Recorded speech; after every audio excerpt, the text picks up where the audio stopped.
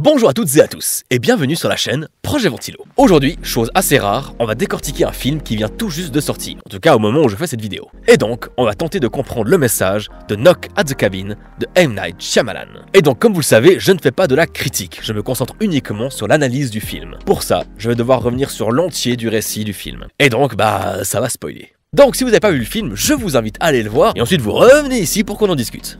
Ok, alors retour rapide sur le pitch du film.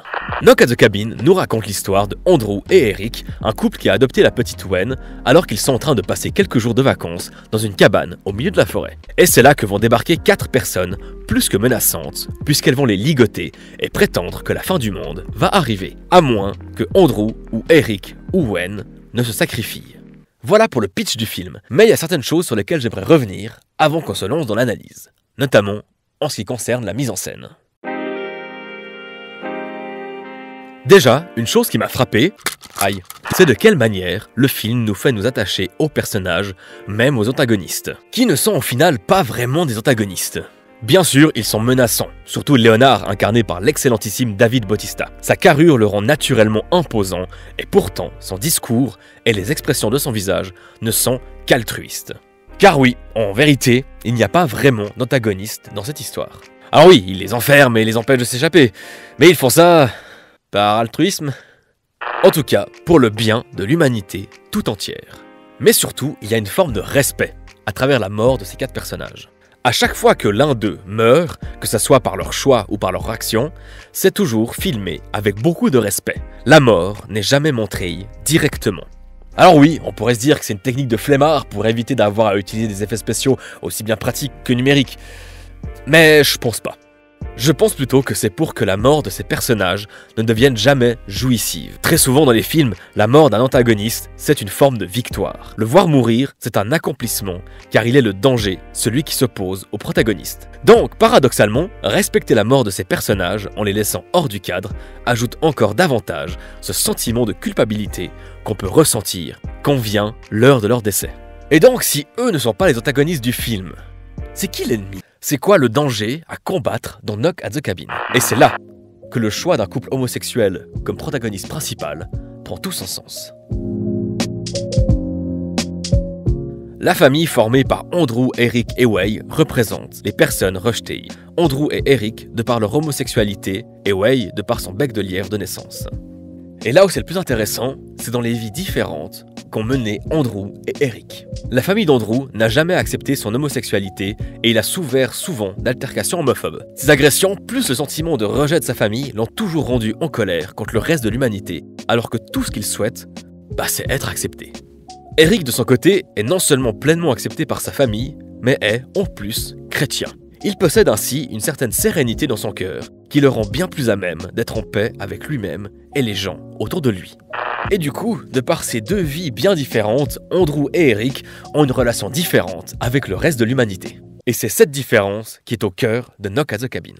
Car à la fin du film, donc c'est le dernier moment pour quitter la vidéo si vous n'avez pas vu Knock at the Cabin, je disais, à la fin du film, alors que les personnages comprennent que toute cette histoire est complètement vraie, c'est Eric qui choisit de se sacrifier pour permettre à l'humanité de survivre.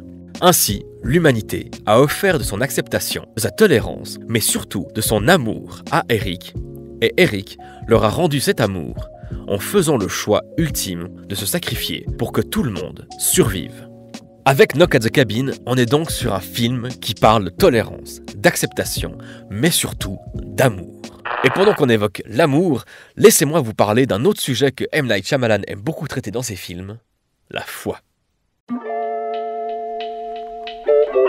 Et pour parler de foi ou de la religion de manière générale, on va faire un petit détour par un autre film de Shyamalan, Signe.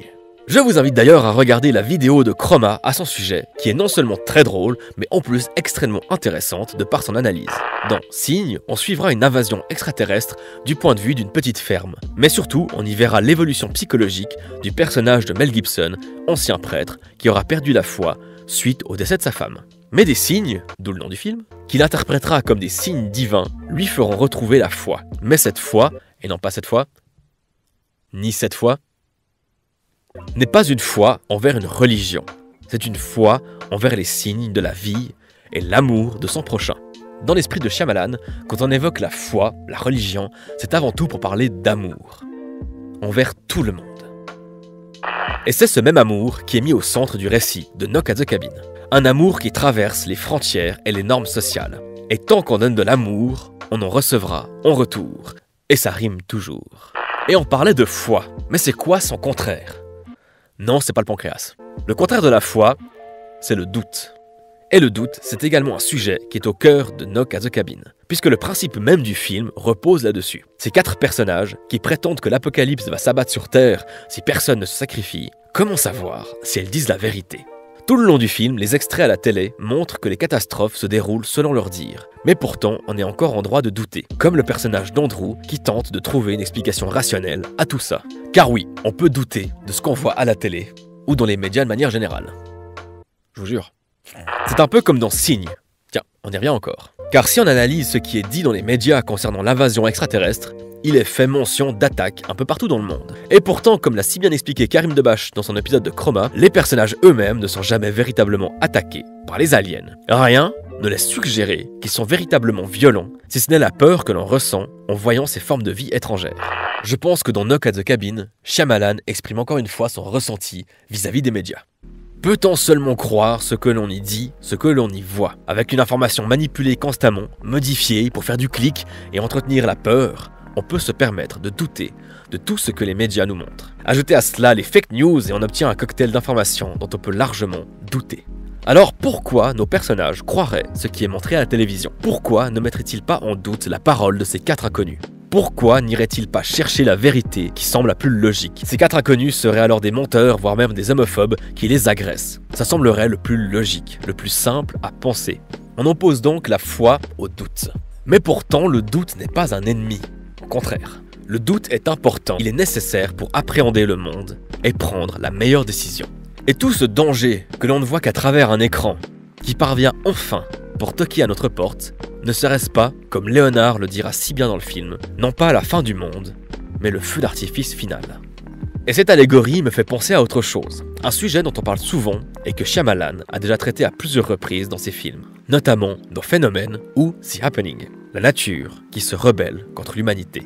Et oui, à travers Knock at the Cabin, on pourrait également voir un simple avertissement qui concrétise enfin ses véritables conséquences. Le réchauffement climatique, voire même l'effondrement de notre société, prédit par bien des sources aujourd'hui. Toutes ces conséquences, tous ces dangers qui menacent l'humanité, pourraient-ils alors être évités, pour autant que l'on s'écoute et que l'on se comprenne, et ce, malgré nos différences. Au final, résumé le plus simplement du monde, que l'on accorde un peu plus d'importance à l'amour envers tout le monde. Bien, j'espère que cet épisode de Filmopsie vous aura plu. Si vous avez vu le film et que vous n'êtes pas d'accord avec mon analyse, ou au contraire que vous voulez ajouter quelque chose à ce que j'ai dit, n'hésitez pas à le dire dans les commentaires. Comme vous le savez, j'essaie de répondre plus ou moins à tout le monde. Et du coup, on se retrouve tout bientôt pour de nouvelles aventures cinématographiques.